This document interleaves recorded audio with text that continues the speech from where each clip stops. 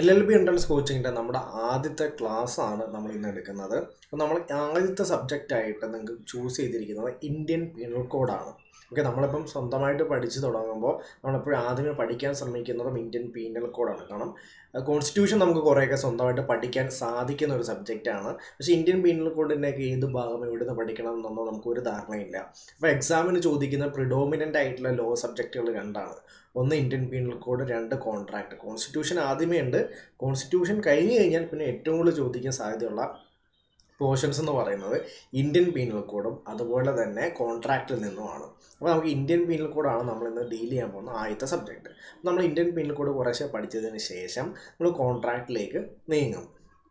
അപ്പം Indian penal കോഡിനെ പറ്റി പറയുകയാണെങ്കിൽ നമ്മൾ അതിനെപ്പറ്റി ഡിസ്കസ് ചെയ്ത് തുടങ്ങുന്നതിന് മുന്നേ നമ്മൾ കുറച്ച് ബേസിക് ആയിട്ടുള്ള കാര്യങ്ങൾ അറിഞ്ഞിരിക്കണം. അതായത് ഇന്ത്യൻ പീനൽ കോഡ്, ഇന്ത്യൻ ശിക്ഷാ നിയമം എന്നുള്ള സംഭവം, അതിൽ ഓരോ സെക്ഷനുകൾ, അതിൽ ഓരോ ക്രൈമുകൾ, ഇതിൻ്റെ ഡീറ്റെയിൽസ് ഒക്കെ നമ്മൾ പഠിക്കും. പക്ഷേ ഇതിൻ്റെ ഡീറ്റെയിൽസിലോട്ട് പോകുന്നതിന് മുമ്പ് കുറച്ച് മെറ്റീരിയൽ ആയിട്ടുള്ള കുറച്ച് ബേസിക് ഫാക്ട്സ് നമ്മൾ അറിഞ്ഞിരിക്കണം. അതിൽ ഒന്നാമത്തെ കാര്യമാണ് ഇന്ത്യൻ പീനൽ കോഡ് ഓഫ് 1860 എന്നാണ് ഇന്ത്യൻ പീനൽ കോഡ് അറിയപ്പെടുന്നത്. Okay, Indian penal code of 1860 എന്നാണ് അറിയപ്പെടുന്നത്. ഓക്കെ, ഇതിൽ 1860 എന്ന് പറയുന്നത് അത് ഇനാക്ട് ചെയ്ത വർഷമാണ്. Okay, Indian penal code of 1860 എന്ന് പറയാൻ കാരണം ഇവിടെ കൊടുത്തിട്ടുണ്ട്. അതിന് കാരണം എന്ന് പറയുന്നത് ഇത് 1860-ലാണ്, 1860-ലാണ് ഇനാക്ട് ചെയ്യപ്പെട്ടിട്ടുള്ളത്. അതുപോലെ തന്നെ നിങ്ങൾ പിന്നെ അറിഞ്ഞിരിക്കേണ്ട ഒരു കാര്യമാണ് 1862-ലാണ് Indian penal code came into force ആവുന്നത് 1862 ജനുവരി 1-ാം തീയതിയാണ്.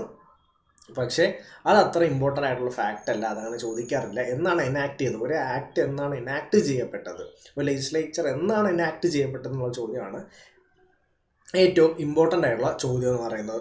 അപ്പം ഇന്ത്യൻ പീനൽ കോഡ് ഓഫ് 1860 എന്നുള്ള സംഭവം ഓർത്ത് വെച്ചിരിക്കുക. അപ്പം എല്ലാ രാജ്യത്തിനും അവരുടേതായ ക്രിമിനൽ ലോസ് ഉണ്ട്.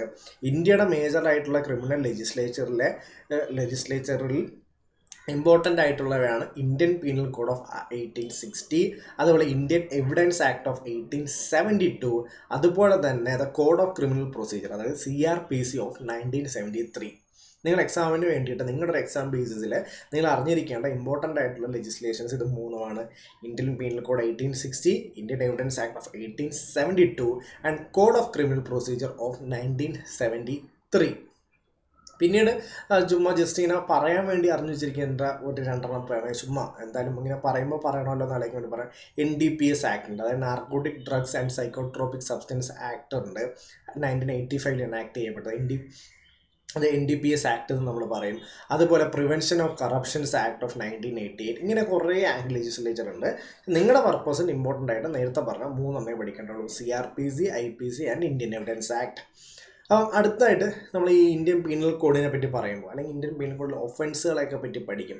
Section 1, section 2, section 360, section 300, 299. അപ്പോൾ ഇതൊക്കെ പഠിക്കുന്നതിന് മുമ്പ് നിങ്ങളുടെ എക്സാം പോയിന്റ് ഓഫ് വ്യൂവിലും അതുപോലെ തന്നെ ക്രൈമിനെ അണ്ടർസ്റ്റാൻഡ് ചെയ്യുന്നതിന് വേണ്ടിയിട്ടും നിങ്ങൾ കുറച്ച് ബേസിക് ആയിട്ടുള്ള കാര്യങ്ങൾ അറിഞ്ഞിരിക്കണം. അത് എന്താണ് ക്രൈം, എന്താണ് ഒരു ക്രൈമിനെ കോൺസ്റ്റിറ്റ്യൂട്ട് ചെയ്യുന്ന എലമെൻറ്റ്സ്, എന്തൊക്കെ സംഭവിച്ചാലാണ് ഒരു സംഭവം ക്രൈമായി മാറുന്നത്, ആ ഒരു ഡിഫറൻസ് നിങ്ങൾ തീർച്ചയായിട്ടും അറിഞ്ഞിരിക്കണം. ഫോർ എക്സാമ്പിൾ, നമുക്ക് എക്സാമ്പിളിലോട്ട് പോകണ്ട, നമ്മൾ ജസ്റ്റ് രണ്ട് ബേസിക്കായിട്ട് ക്രൈമിന് 2 എലമെൻറ്റുകളാണുള്ളത്. ഒന്നാമത്തെ എലമെൻ്റ് എന്ന് പറയുന്നത് മെൻസറിയാണ്, രണ്ടാമത്തെ എലമെൻ്റ് എന്ന് പറയുന്നത് ആക്ടസറിയാണ്. ഇവിടെ കൊടുത്തിട്ടുണ്ട് മെൻസറിയ, അതിൽ നിന്ന് വെച്ച് താഴോട്ട് പോയിട്ടുണ്ടെങ്കിൽ അവിടെയും കൊടുത്തിട്ടുണ്ട് ആക്ടസറിയം എന്നുള്ളത്. ഓക്കെ, ആക്ടസറിയോ മെൻസറിയോ, ഇത് വായിക്കുമ്പോൾ തന്നെ നമുക്ക് ബേസിക്കലി മനസ്സിലാവും. മെൻസറിയ എന്ന് പറയുന്നത് എ ഗിൽറ്റി മൈൻഡ്, മെൻ്റലിൻ്റെ കാര്യമാണ് പറയുന്നത്. ആ ഗിൽറ്റി മൈൻഡ് എന്നുള്ളതാണ് മെൻസറിയയുടെ മീനിങ് എന്ന് പറയുന്നത്. കുറച്ച് താഴോട്ട് പോവുകയാണെങ്കിൽ നമ്മളടുത്ത് ആക്ടസറിയം കാണും. ആക്ടസറിയം നമുക്ക് വാക്ക് ആക്ടസറിയം, അപ്പോൾ ആക്റ്റാണ്. ഓക്കെ, ആക്റ്റാണ്, ഒരു ഗിൽറ്റി ആക്ടിനെയാണ് അതിവിടെ എഴുതിയിട്ടുണ്ട്. ഗിൽറ്റി ആക്ടിനെയാണ് ഈ ആക്ടസറിയം ഡിനോട്ട് ചെയ്യുന്നതെന്ന് മനസ്സിലാവും. അപ്പോൾ ക്വസ്റ്റ്യൻ പേപ്പറുകളിൽ സ്വാഭാവികമായിട്ടും എപ്പോഴും ചോദിച്ച ഒരു ചോദ്യമാണ് മെൻസറിയ എന്ന് പറഞ്ഞാൽ എന്താണെന്ന്. അപ്പോൾ മെൻസറിയയുടെ മീനിങ് എന്ന് പറയുന്നത് ഗിൽറ്റി മൈൻഡാണ്, അറിഞ്ഞു വെച്ചിരിക്കുക. അതുപോലെ ആക്ടസറിയം എന്ന് പറയുന്നത് ഗിൽറ്റി ആക്റ്റാണ്, അതായത് തെറ്റായിട്ടുള്ള ചിന്തയും തെറ്റായിട്ടുള്ള പ്രവൃത്തിയും. അപ്പം ഇത് രണ്ടുമാണ് ഇതിൻ്റെ ഒരു ക്രൈമിൻ്റെ എസെൻഷ്യൽ ആയിട്ടുള്ള എലമെൻ്റ് എന്ന് പറയുന്നത്. അപ്പം ഒരു ക്രൈം നടക്കണമെങ്കിൽ അവിടെ ഗിൽറ്റി ആയിട്ടുള്ള മൈൻഡും ഉണ്ടാവണം, അതുപോലെ തന്നെ ഗിൽറ്റി ആയിട്ടുള്ള ആക്റ്റും ഉണ്ടാവണം. നമുക്ക് കുറച്ചും കൂടെ എക്സ്പ്ലെയിൻ ചെയ്ത് അത് പഠിക്കാം. കാരണം ഇതിൽ നിന്ന് നിങ്ങൾക്ക് പ്രോബ്ലംസും ചോദിക്കാറുണ്ട്. നമുക്ക് ആദ്യമേ ആക്ടസറിയത്തിലോട്ട് തന്നെ പോകാം. നമ്മുടെ മെൻസറിയിലോട്ട് പോകുന്നതിന് പകരം നമുക്ക് രണ്ടാമത്തെ എലമെൻ്റായ ആക്ടസറിയം കുറച്ച് ഡീറ്റെയിൽ ആയിട്ടൊന്ന് നോക്കാം. അപ്പം ആക്ടസറിയം എന്ന് പറയുന്നത് പറഞ്ഞു കഴിഞ്ഞാൽ നമ്മൾ ഒരാളെ കത്തിയെടുത്ത് കുത്തി, കത്തി കൊണ്ട് കുത്തി, അത് തെറ്റായിട്ടുള്ള ആക്റ്റാണ്. ഓക്കെ, അതൊരു നമ്മളൊരാളെ കത്തിയെടുത്ത് കുത്തുക എന്ന് പറയുന്നത് ഗിൽറ്റി ആയിട്ടുള്ള ആക്റ്റാണ് കത്തിയെടുത്ത് കുത്തി എന്നുള്ളത്, അല്ലേ? ഓക്കെ, ഇനിയിപ്പോൾ നിങ്ങളൊന്ന് ചിന്തിക്കുക. അപ്പം കത്തിയെടുത്ത് കുത്തി അതുകൊണ്ട് ക്രൈമാണ്. പക്ഷേ ഒരു കാര്യം നിങ്ങളതിൽ ചെയ്യുക, ഞാനിപ്പോൾ എൻ്റെ കയ്യിൽ കത്തി ഇരിക്കുന്നു, ഞാൻ കത്തി ഇങ്ങനെ തിരിച്ച് വെച്ചിട്ട് ഞാനിങ്ങനെ തിരിഞ്ഞപ്പോഴത്തേക്ക് ഒരാളുടെ ദേഹത്ത് കയറി കൊണ്ടു. അല്ലെങ്കിൽ എൻ്റെ കയ്യിലൊരു കൊടുവാളുണ്ടായിരുന്നു, ഞാൻ കൊടുവാൾ ഇങ്ങനെ തേങ്ങയിലടിക്കാനാണ് നോക്കിയത്, പക്ഷേ കയ്യിൽ നിന്ന് തെന്നിപ്പോയിട്ട് വേറൊരാളുടെ ദേഹത്ത് കയറി കൊണ്ടു. കൊടുവാളെടുത്ത് വെട്ടിയാലും ക്രൈമാണ്. ഇപ്പോൾ ഞാൻ ഇങ്ങനെ കത്തി എടുത്ത് തിരിഞ്ഞപ്പോഴത്തേക്ക് ഒരാളുടെ ദേഹത്ത് ഇങ്ങനെ കുത്തിയാലും ക്രൈമാന്നൊക്കെ പറഞ്ഞു തുടങ്ങി എങ്ങനെ ഉണ്ടാവും? അപ്പോഴാണ് അതിൽ പറയുന്നത് മെൻസറിയം ഉണ്ടാവണം. അതായത് ഞാൻ കത്തിയെടുത്ത് കുത്തി എന്നുള്ളതല്ല, കത്തിയെടുത്തിട്ട് കൊല്ലാൻ വേണ്ടി തന്നെ അല്ലെങ്കിൽ അയാളെ കുത്താൻ വേണ്ടി തന്നെ കുത്തിയായിരിക്കണം. അല്ലാണ്ട് എൻ്റെ കൈ കൊണ്ട് ഞാനിങ്ങനെ കയ്യിലെടുത്തിട്ട് ഇങ്ങനെ തിരിയാൻ നേരത്തോ അല്ലെങ്കിൽ പെട്ടെന്ന് പേടിച്ച് കൈ ഇങ്ങനെ വീശാൻ നേരത്തോ അല്ലെങ്കിൽ ചുറ്റിക എടുത്ത് ഇങ്ങനെ ആണിലടിക്കാൻ നോക്കിയപ്പോൾ കൈ ബാക്കിലോട്ട് എടുത്തപ്പോൾ ഒരാൾ ചുറ്റിക ഇങ്ങനെ അടിക്കാൻ നോക്കിയപ്പോൾ ബാക്കിൽ നിന്ന് ആളുടെ തലയിൽ കൊണ്ടു. ചുറ്റിക എടുത്ത് അപ്പം ആക്ടസറി ആണെങ്കിൽ എന്താ, ചുറ്റി കൊണ്ട് തലയ്ക്ക് അടിച്ചു, അപ്പോൾ അത് ക്രൈം ചെയ്തു എന്ന് പറയാൻ പാടുള്ളൂ? ഇല്ല. ചുറ്റിക എടുത്തിട്ട് എനിക്ക് അവൻ്റെ തലയിലടിക്കണമെന്ന് ഇൻറ്റൻഷൻ ഉണ്ടായില്ല. അപ്പോൾ നമ്മളെ കൂടെ നമ്മളെ ആക്ടസറി നമ്മൾ തെറ്റായിട്ടുള്ള ആക്ട് ചെയ്യുമ്പോൾ ഒരാളെ തലയ്ക്ക് ചുറ്റിക വെച്ച് അടിക്കുമ്പോൾ അതിൻ്റെ കൂടെ അയാളുടെ തലയിൽ ചുറ്റിക വെച്ച് അടിക്കണം എന്നുള്ള ഇൻറ്റൻഷനും നമ്മുടെ ഭാഗത്തുണ്ടാവണം. അപ്പോൾ ഈ ഇൻറ്റൻഷൻ എന്നുള്ളത് പറയുന്നതൊക്കെയാണ് നമ്മുടെ മെൻസറിയ എന്ന് പറയുന്നത്. തെറ്റായിട്ടുള്ള ആക്ടിനെ എപ്പോഴും ആക്ടസറി എന്ന് പറയും. അതിൻ്റെ പിന്നിലുള്ളൊരു മോട്ടിവേറ്റിംഗ് ആയിട്ടുള്ള ഒരു ഇൻറ്റൻഷനെയാണ് നമ്മൾ മെൻസറിയ എന്ന് പറയുന്നത്. മെൻസറിയ ഒന്ന് ഡീറ്റെയിൽ ആയിട്ട് നോക്കാം. Mensaria or a guilty mind is a mental element of a crime. This is derived from the Latin maxim which forms the keystone of criminal law. അപ്പോൾ അടുത്ത പറയാൻ പോകുന്ന ഈ ഒരു മാക്സിം നിങ്ങൾ കൃത്യമായിട്ട് ഓർത്ത് വെച്ചിരിക്കണം. Okay, actus non facit reum nisi mens sit rea. അപ്പോൾ ഈ ലീഗൽ മാക്സിം ഇങ്ങനെ തന്നെ ക്വസ്റ്റ്യന് ചോദിക്കാറുണ്ട്. അതായത് ആക്ടസ് നോൺ ഫാസിട്രിയം നിസി മെൻസിട്രിയ, ഇതിൻ്റെ മീനിങ് എന്താണ് എന്ന് നിങ്ങളോട് എക്സാമിന് ചോദിക്കാറുണ്ട്. അത് അങ്ങനെ തന്നെ ഡയറക്റ്റായിട്ട് ചോദിക്കും. അപ്പോൾ അതിൻ്റെ മീനിങ്, ഈ ഒരു ലാറ്റിൻ മാക്സിമിൻ്റെ മീനിങ് എന്ന് പറയുന്നത് an act is not guilty without a guilty mind. Okay, ഒരു ആക്ട് ഒരിക്കലും ഗിൽറ്റി ആവുന്നില്ല വിത്തൗട്ട് എ ഗിൽറ്റി മൈൻഡ്. നേരത്തെ ഞാൻ പറഞ്ഞ എക്സാമ്പിൾ വെച്ചിട്ട് തന്നെ മനസ്സിലാക്കുക. അതായത് നമ്മൾ ഒരാളെ തലയ്ക്ക് ചുറ്റിക കൊണ്ട് അടിക്കണം എന്ന് വിചാരിച്ചടിച്ചാൽ മാത്രമേ അതൊരു ക്രൈം ആവുകയുള്ളൂ, അല്ലെങ്കിൽ അതൊരു ക്രൈം ആവുന്നില്ല. ഓക്കെ, ആ ഒരു കൺസെപ്റ്റ് മനസ്സിലാക്കിയാൽ മതി. അപ്പം ആക്ടസ് നോൺ ഫാസിട്രിയം നിസി മെൻസിട്രിയ എന്ന് പറഞ്ഞാൽ act is not guilty without a guilty mind. Okay, അപ്പം ഇതിനകത്ത് നിങ്ങൾ മനസ്സിലാക്കേണ്ടതെന്ന് പറഞ്ഞു കഴിഞ്ഞാൽ അതിൽ ഈ എന്തൊക്കെയാണ് ഒരു എന്താ പറയുക മെൻസറി അല്ലെങ്കിൽ ഗിൽറ്റി മൈൻഡായിട്ട് വരിക. അതിൽ ഇൻറ്റൻഷൻ വരാം, നോളേജ് വരാം, മോട്ടീവ് വരാം. ഇതെല്ലാം ഇൻറ്റൻഷൻസാണ്. ഇതെല്ലാം എന്താ നമ്മുടെ ഗിൽറ്റി മൈൻഡാണ്. നമുക്ക് ക്രൈം ചെയ്യാനുള്ള മോട്ടിവേഷൻ അല്ലെങ്കിൽ എന്ത് ഇൻറ്റൻഷനിലാണ് നമ്മൾ കത്തിയെടുത്ത് കുത്തിയത്, ഈ കത്തിയെടുത്ത് കുത്തിയാൽ മരിക്കും എന്നുള്ള നോളേജ് ഉണ്ടോ, അല്ലെങ്കിൽ അത് വെച്ച് വലിയ ഇഞ്ചറി ഉണ്ടാവും എന്നുള്ള നോളേജ് ഉണ്ടോ. അതുപോലെ നമ്മൾ ഇന്ത്യൻ പീനൽ കോഡിൽ ഡീപ്പായിട്ട് പഠിക്കുമ്പോൾ നമ്മൾ വേറെ കുറേ വാക്കുകൾ പഠിക്കും. ഫ്രോഡിലൻ്റ്ലി, ഡിസോണസ്റ്റ്ലി, ഇങ്ങനെയൊക്കെ പറയും പല പല വാക്കുകൾ. അപ്പോൾ ഇതൊക്കെ ഡിനോട്ട് ചെയ്യുന്നത് മെൻസറിയാണ്. ഒരു ക്രൈം കമ്മിറ്റ് ചെയ്യുമ്പോഴുള്ള മെൻസറിയാണ്. നമ്മൾ ഫ്രോഡിലൻ്റ് ആയിട്ടാണോ അത് ചെയ്യുന്നത്, അല്ലെങ്കിൽ നമ്മൾ ഡിസോണസ്റ്റ് ആയിട്ടാണോ? അപ്പോൾ ഇതൊക്കെ മെൻസറിയയിലോട്ടാണ് പോയിൻ്റ് ഔട്ട് ചെയ്യുന്നത്. അപ്പോൾ അതാണ് മനസ്സിലാക്കുന്നത്. അപ്പോൾ ഒരു ക്രൈമിന് എപ്പോഴും രണ്ട് എലമെൻ്റ് ഉണ്ടാവണം ഓൾ ദ ടൈം. ഒന്ന് നമ്മുടെ മെൻസറിയ, രണ്ട് നമ്മുടെ ആക്ടസറിയം. ആക്ടസറിയ എന്ന് പറഞ്ഞാൽ ഗിൽറ്റി ആക്ട്, മെൻസറിയ എന്ന് പറഞ്ഞാൽ മെൻ്റൽ എലമെൻറ്റ്.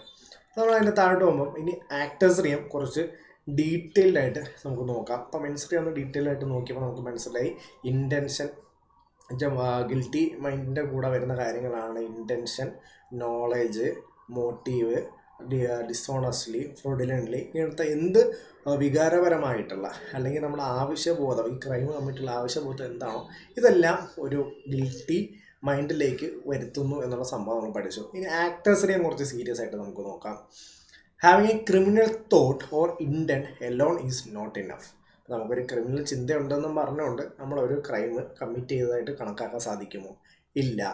അപ്പം we derive from the above maxim we derive that the actus reum is a part of crime. The actus reum is the final act by the offender or the guilty act which constitute a crime. അപ്പം മെൻസറിയ plus ആക്ടസറിയ ആകുമ്പോൾ മാത്രമേ അവിടെ ഒരു crime സംഭവിക്കുന്നുള്ളൂ. ഇനി ആക്ടസറിയം അഥവാ act, criminal act എന്ന് പറയുന്നത്, criminal liability arise ചെയ്യുന്ന ആക്ട് എന്ന് പറയുന്നത് എപ്പോഴും പോസിറ്റീവ് തന്നെ, അതായത് എന്തെങ്കിലും ചെയ്തത് തന്നെ ആവണമെന്നില്ല. It can be also an omission, അതായത് നമ്മൾ എന്തെങ്കിലും ചെയ്യാണ്ടിരിക്കുന്നതുമാണ്. അതായത് നമ്മൾ ചെയ്യേണ്ട എന്തെങ്കിലും കാര്യം നമ്മൾ ചെയ്യാണ്ടിരുന്നു കഴിഞ്ഞാലും അതും എന്തായി മാറും, ക്രിമിനൽ ആക്റ്റായിട്ട് മാറും, അല്ലെങ്കിൽ ഒരു ആക്ടസറിയമായിട്ട് കോൺസ്റ്റിറ്റ്യൂട്ട് ചെയ്യും. അത് നിങ്ങൾക്ക് കുറച്ചും കൂടി ഡീറ്റെയിൽ ആയിട്ട് മനസ്സിലാക്കാൻ വേണ്ടി അതായത് ഇവിടെ കൊടുത്തിട്ടുള്ള കാര്യം വായിക്കുക. An actus reum can be both a positive act or an omission. അതൊരു പോസിറ്റീവ് ആക്റ്റുമാവാം അല്ലെങ്കിൽ ഒരു ഒമിഷനുമാകാം. നമ്മുടെ കാര്യം മനസ്സിലായി. നമ്മൾ കത്തി എടുത്ത് ഒരാളെ കുത്തി കൊന്നു എന്നുള്ള രീതിയിൽ നമ്മൾ ചിന്തിച്ചു. ഇനി നമ്മൾ മറ്റൊരു പെർസ്പെക്റ്റീവിൽ ചിന്തിക്കുക. അതായത് അമ്മയ്ക്ക് ഒരു വയസ്സിന് താഴെയുള്ള ഒരു കുഞ്ഞുണ്ട്. ഈ അമ്മ ആ കുട്ടിക്ക് ഫുഡ് കൊടുക്കുന്നേ ഇല്ല എന്ന് വിചാരിക്കുക. ഓക്കെ, അങ്ങനെ ആ കുട്ടീനെ പട്ടിണി കിട്ട് കുട്ടി മരിച്ചു പോവുകയാണ്. അമ്മ അവിടെ മർഡർ കമ്മിറ്റ് ചെയ്തിട്ടുണ്ടോ ഇല്ലയോ എന്നുള്ള ചോദ്യം വരികയാണെങ്കിലല്ല, അങ്ങനെ വരികയാണ്. അപ്പോൾ അതിനുള്ള ആൻസർ എന്താണ്? അമ്മ അവിടെ മർഡർ കമ്മിറ്റ് ചെയ്തു. കാരണം ആ കുട്ടിക്ക് ഫുഡ് കൊടുക്കുക എന്നുള്ളത് അമ്മയുടെ ഡ്യൂട്ടി ആയിരുന്നു. ആ ഡ്യൂട്ടി അമ്മ ചെയ്തില്ല, അതുകൊണ്ടാണ് ആ കുട്ടി മരിച്ചു പോകുന്നത്. ഓക്കെ, അപ്പം നമ്മൾ അവിടെ ഒരു അമ്മ അവിടെ ഒരു ഒമിഷൻ ചെയ്തത് കൊണ്ടാണ് ആ കുട്ടിയുടെ മരണത്തിന് കാരണമായത്. അപ്പം ആക്ട് എന്ന് പറയുന്നത് നമ്മൾ എന്തെങ്കിലും ചെയ്യണമെന്ന് തന്നെ ഇല്ല. നമ്മൾ ചെയ്യേണ്ട ഒരു കാര്യം ചെയ്യാണ്ടിരുന്നാൽ കൂടി അത് ആക്ടസറിയമായി മാറും. അപ്പം ആക്ടസറിയം എന്ന് പറയുന്നത് എന്തെങ്കിലും പോസിറ്റീവ്, എന്തെങ്കിലും നമ്മൾ ചെയ്തു എന്നുള്ളത് മാത്രമല്ല, നമ്മൾ ചെയ്യേണ്ട എന്തെങ്കിലും കാര്യം ചെയ്യാണ്ടിരുന്നത് കൊണ്ട് അവിടെ ഒരു നഷ്ടം സംഭവിക്കുമ്പോഴത്തേക്കും അതും ഒരു ആക്ടസറിയമാണ് എന്നുള്ള സംഭവം മനസ്സിലാക്കണം. ആ എക്സാമ്പിൾ നിങ്ങൾക്ക് നോട്ടിൽ ഞാൻ കൊടുത്തിട്ടുണ്ട്. ഈ നോട്ടുകളെല്ലാം നിങ്ങൾ ഞങ്ങളുടെ വാട്സപ്പ് ഗ്രൂപ്പിൽ ജോയിൻ ചെയ്യുകയാണെങ്കിൽ വാട്സപ്പ് ഗ്രൂപ്പിൽ നിന്ന് നിങ്ങൾക്ക് നോട്ട്സ് അവൈലബിൾ ആയിട്ട് ലഭിക്കുന്നതുമായിരിക്കും. ഓക്കെ, അപ്പം നമുക്കിതിൻ്റെ കുറച്ച് ഡീറ്റെയിൽസ് വായിക്കാം. In order to be liable for a crime the act or omission should be one prohibited by law. ഇതിൻ്റെ കുറച്ച് എക്സാമ്പിൾസ് ആണ്. നമുക്ക് ഒന്ന് ആലോചിച്ച് നോക്കാം. എൻ്റെ ഇപ്പോൾ ഫുഡുണ്ട്, എൻ്റെ കുറച്ചധികം ഫുഡുണ്ട്, ഞാൻ ഫുഡ് കഴിക്കുകയായിരുന്നു. എൻ്റെ സൈഡിൽ ഒരാൾ ഇങ്ങനെ ഭയങ്കര വിശന്ന് വലിഞ്ഞ് ഇങ്ങനെ കിടക്കുക, ഒരു പിച്ചക്കാരൻ ഇങ്ങനെ കിടക്കുകയാണ്. പക്ഷെ ഞാൻ അയാൾക്ക് ഫുഡ് കൊടുത്തില്ല. എന്നിട്ട് അയാൾ മരിച്ചു പോവുകയാണെന്ന് വിചാരിച്ചോ, ഞാൻ മർഡർ കമ്മിറ്റ് ചെയ്തു. നേരത്തെ അമ്മ കൊച്ചിന് ഫുഡ് കൊടുത്തില്ല, അതുകൊണ്ട് ആ കുട്ടി മരിച്ചു. അപ്പോൾ അമ്മയ്ക്കെതിരെ മർഡറിന് കേസ് എടുക്കും. ഒരു പിച്ചക്കാരൻ ഫുഡില്ലാണ്ട് അവിടെ വിശന്ന് കഴിഞ്ഞിരിക്കുകയായിരുന്നു. ഞാൻ ഇവിടെ നിന്ന് ലാവിഷായിട്ട് ഫുഡ് കഴിച്ചു, എൻ്റെ ഫുഡ് ബാക്കി ഉണ്ടായിരുന്നു, എന്നിട്ട് ഞാൻ അയാൾക്ക് കൊടുക്കാണ്ട് പോയി. എന്നിട്ട് അയാൾ മരിച്ചു. അങ്ങനെ അയാൾ മരിച്ചു കഴിഞ്ഞാൽ ഞാൻ ക്രൈം കമ്മിറ്റ് ചെയ്തോ, അല്ലെങ്കിൽ ഞാനൊരു മർഡർ കമ്മിറ്റ് ചെയ്ത പോലെ, എന്തെങ്കിലും ഞാനൊരു ക്രൈം കമ്മിറ്റ് ചെയ്ത പോലെ ആകുമോ? ആൻസർ എന്ന് പറഞ്ഞാൽ ഇല്ല. കാരണം എനിക്ക് എൻ്റെ മുകളിലൊരു ലീഗൽ ഡ്യൂട്ടി ഇല്ല ഞാൻ അയാൾക്ക് ഫുഡ് കൊടുക്കണമെന്ന്. എൻ്റെ മകനാണ്, എൻ്റെ ഒരു വയസ്സിന് താഴേക്കുള്ള എൻ്റെ കുഞ്ഞു മകനാണെങ്കിൽ അവന് ഞാൻ ഫുഡ് കൊടുക്കണമെന്നുള്ള ഡ്യൂട്ടി ഉണ്ട്. അവിടെ ഒരു ലീഗലായിട്ടുള്ള ഡ്യൂട്ടി ഉണ്ട്. അപ്പം ലീഗൽ ഡ്യൂട്ടി ഉണ്ടാവണം. അത് തെറ്റിച്ചാൽ മാത്രമേ ഒമിഷൻ ആവുകയുള്ളൂ. ഇതൊരു മോറൽ ഡ്യൂട്ടിയാണ്. പാവപ്പെട്ടവനെ കണ്ടാൽ ഫുഡ് കൊടുക്കണമെന്നുള്ള എൻ്റെ മോറൽ ഡ്യൂട്ടിയാണ്. അതിന് എന്താ പറ്റില്ല, നമുക്ക് കേസ് എടുക്കാൻ പറ്റത്തില്ല. അപ്പം ഹീ ഈസ് നോട്ട് ക്രിമിനലി ലയബിൾ. അതാണ് ഒന്നാമത്തെ എക്സാമ്പിൾ എന്ന് പറയുന്നത്. സ്റ്റാർവിംഗ് മാനെ കണ്ടു, അയാൾ പട്ടിണി കിടന്ന് മരിച്ചു. എൻ്റെ ഫുഡ് ഉണ്ടായിട്ടും എയുടെ ഫുഡ് ഉണ്ടായിട്ടും ഫുഡ് കൊടുത്തില്ല, എന്നാലും ക്രിമിനലി ലയബിൾ ആവില്ല. അടുത്ത രണ്ടാമത്തെ സംഭവം എന്ന് കൊടുത്തിരിക്കുന്ന എക്സാമ്പിൾ എന്ന് പറഞ്ഞു കഴിഞ്ഞാൽ, ഒരു കുട്ടി വെള്ളത്തിൽ വീണു. ഓക്കെ, ഒരു കുട്ടി വെള്ളത്തിലേക്ക് വീണു, എനിക്ക് നീന്തൽ അറിയാം, എന്നിട്ട് ഞാൻ ആ കുട്ടീനെ രക്ഷിക്കാൻ വെള്ളത്തിലോട്ട് ചാടിയൊന്നുമില്ല, ആ കുട്ടി അവസാനം മുങ്ങി മരിച്ചു. ഞാൻ ക്രിമിനലി ലയബിൾ ആകുമോ ഇല്ലയോ? ഞാൻ ക്രിമിനലി ലയബിൾ ആവില്ല. അവിടെയും എനിക്കൊരു മോറലായിട്ടുള്ള ഡ്യൂട്ടിയാണുള്ളത്. എനിക്ക് നീന്തൽ അറിയാം, കുട്ടി വെള്ളത്തിൽ മുങ്ങി മരിക്കുന്നു, ഞാൻ ചാടി രക്ഷിക്കണമെന്നുള്ളത്. എനിക്ക് നീന്തൽ അറിയാം, പക്ഷെ ഞാനത് ചെയ്യുന്നില്ല. കാരണം എൻ്റെ മുകളിലൊരു ലീഗൽ ഡ്യൂട്ടി ഇല്ല. അപ്പം ഞാൻ ചാടുന്നില്ല, ഞാൻ കുട്ടീനെ രക്ഷിക്കുന്നുമില്ല, കുട്ടി മരിച്ചും പോകുന്നു. പക്ഷേ ഞാൻ ഒരിക്കലും മർഡറിനോ അല്ലെങ്കിൽ മറ്റെന്തെങ്കിലും ക്രിമിനൽ ചാർജസിനോ ലയബിൾ ആവുന്ന പേഴ്സൺ അല്ല. പക്ഷേ ഞാൻ ലൈഫ് ഗാർഡാണ്. ഇപ്പം നമ്മൾ ബീച്ചിലെ ലൈഫ് ഗാർഡാണ്. അവിടെ ഒരാൾ മുങ്ങി മരിക്കുന്ന കണ്ടിട്ട് ഞാൻ ചാടി രക്ഷിക്കാൻ പോയില്ലെങ്കിൽ അവിടെ എൻ്റെ മുകളിൽ ക്രിമിനൽ ലയബിലിറ്റി വരും. കാരണം അപ്പോൾ എനിക്ക് ഡ്യൂട്ടി ഉണ്ട്. അവിടെ എന്തെങ്കിലും മുങ്ങി മരിക്കുന്ന ആൾക്കാരെ രക്ഷിക്കാനാണല്ലോ എന്നോട് പണിക്കെടുത്തിരിക്കുന്നത്. അപ്പോൾ എനിക്ക് ഡ്യൂട്ടി ഉണ്ട്. സാധാരണക്കാരനായിട്ട് നിൽക്കുമ്പോൾ എനിക്ക് ഒരു ഡ്യൂട്ടിയും ഇല്ല. അപ്പം ഇതാണ് ക്രൈമിലോട്ടുള്ള നിങ്ങളുടെ ബേസിക് ആയിട്ടുള്ള ഇൻട്രൊഡക്ഷൻ. ഇന്ന് വലിയ ഡീറ്റെയിൽസിലോട്ടൊന്നും പോകുന്നില്ല. ഇത്രയേ ഉള്ളൂ. നമ്മൾ ഇന്ന് ബേസിക്കായിട്ട് പഠിക്കുന്ന ഇന്ത്യൻ പീനൽ കോഡ് ഓഫ് 1860 എന്നുള്ള സംഭവം പഠിച്ചു. 1862 അത് കെയിം ഇൻ ടു ഫോഴ്സ്, 1860 അത് ഇനാക്ട് ചെയ്യപ്പെട്ടു എന്നുള്ളതും, അതുപോലെ ഇന്ത്യൻ എവിഡൻസ് ആക്ടിനെ ഇനാക്ട് ചെയ്ത വർഷവും ക്രിമിനൽ പ്രൊസീജിയർ കോഡിനെ ഇനാക്ട് ചെയ്ത വർഷവും നമ്മൾ നോക്കി. പിന്നെ നമ്മൾ നേരെ വരുന്നത് ക്രൈം. എന്താണ് ഒരു ക്രൈം? ക്രൈമിന് എന്താണ് ഒരു ബേസിക് ആയിട്ടുള്ള എലമെൻറ്റ്, എന്തൊക്കെയാണ് ഒരു ക്രൈം കോൺസ്റ്റിറ്റ്യൂട്ട് ചെയ്യുന്നത്, അതിനെന്താണെന്നുള്ള സംഭവം നോക്കി. അതിനുള്ള മെൻ്റൽ എലമെൻ്റ് ആയിട്ടുള്ള മെൻസറിയെ പറ്റി നോക്കി. അത് കഴിഞ്ഞ് നമ്മൾ ആക്ടസറി എന്ന് നോക്കി. ആക്ടസറി എന്ന് പറഞ്ഞാൽ നമ്മൾ ചെയ്യുന്ന ഗിൽറ്റി ആക്ട് എന്താണ് എന്നുള്ള ചോദ്യമാണ്. അപ്പോൾ ആക്ടസറിയത്തിൻ്റെ അകത്ത് നമ്മൾ നോക്കി വന്നപ്പോഴത്തേക്ക് പോസിറ്റീവായിട്ടുള്ള ആക്ട് മാത്രമല്ല, ചിലപ്പോൾ എന്തെങ്കിലും ഒമിഷൻ കമ്മിറ്റ് ചെയ്ത് കഴിഞ്ഞാൽ അത് നമ്മൾ ചെയ്യേണ്ട ഒരു കാര്യം ചെയ്തില്ലെങ്കിലും അതൊരു ആക്ടസറിയമായിട്ട് കൺസിഡർ ചെയ്യുന്നുള്ള കാര്യം മനസ്സിലാക്കി. അമ്മ കൊച്ചിന് ഫുഡ് കൊടുക്കുന്ന സംഭവം പഠിച്ചു. അതിനെ വെള്ളത്തിൽ വീണാളെ രക്ഷിക്കണോ എന്നുള്ള കാര്യം നോക്കി. അതിൽ പാവപ്പെട്ടവന് പട്ടിണി കിടക്കുന്നവർക്ക് ഫുഡ് കൊടുത്തില്ലെങ്കിലുള്ള അവസ്ഥ നോക്കി. അല്ലെങ്കിൽ ഞാനിപ്പോൾ ഒരു ലൈഫ് ഗാർഡ് ആണെങ്കിൽ എങ്ങനെ രക്ഷിക്കണം എന്നുള്ള പ്രൊഫഷനും നമ്മൾ നോക്കി. അപ്പോൾ ഇത്രയേ ഉള്ളൂ ബേസിക്കലി ഒരു ക്രൈമിലോട്ടുള്ള നമ്മുടെ ഒരു ഇൻട്രൊഡക്ഷൻ എന്ന് പറയുന്നത്. അപ്പോൾ ഈ ഒരു ജസ്റ്റ് ബേസിക് ആയിട്ടുള്ള കാര്യങ്ങൾ നിങ്ങൾ പഠിക്കാൻ ശ്രമിക്കുക. അതിൻ്റെ ഒരു ആവശ്യമേ ഉള്ളൂ. ബാക്കി ക്ലാസ് നമുക്ക് അടുത്ത എല്ലാ ആഴ്ചകളിലും നമ്മൾ 2 ക്ലാസ് വീതം നിങ്ങൾക്ക് മാക്സിമം തരാൻ ശ്രമിക്കും. അങ്ങനെ എല്ലാ ആഴ്ചയിലും ലീഗലിലെ 2 ക്ലാസ് വീതം നിങ്ങൾക്ക് ലഭിക്കുന്നതായിരിക്കും. ഓക്കെ, നമ്മൾ മാക്സിമം ആ 2 ക്ലാസ്സുകൾ നിങ്ങൾക്ക് പ്രൊവൈഡ് ചെയ്യാൻ ശ്രമിക്കും. ഓക്കെ, അപ്പോൾ നമ്മുടെ ചാനൽ ഫോളോ ചെയ്യുക, നമ്മുടെ ആപ്പ് ഡൗൺലോഡ് ചെയ്യുക. ആപ്പ് വഴി നിങ്ങൾക്ക് ക്ലാസ് കാണാം. നമ്മുടെ യൂട്യൂബ് ചാനലിലാണെങ്കിൽ നിങ്ങൾക്ക് ക്ലാസ് കാണാം. അപ്പോൾ നിങ്ങൾ മാക്സിമം ക്ലാസ്സസ് അറ്റൻഡ് ചെയ്യാൻ ശ്രമിക്കുക. നോട്ട്സ് നമ്മൾ വാട്സപ്പ് ഗ്രൂപ്പിൽ തരും. Thank you.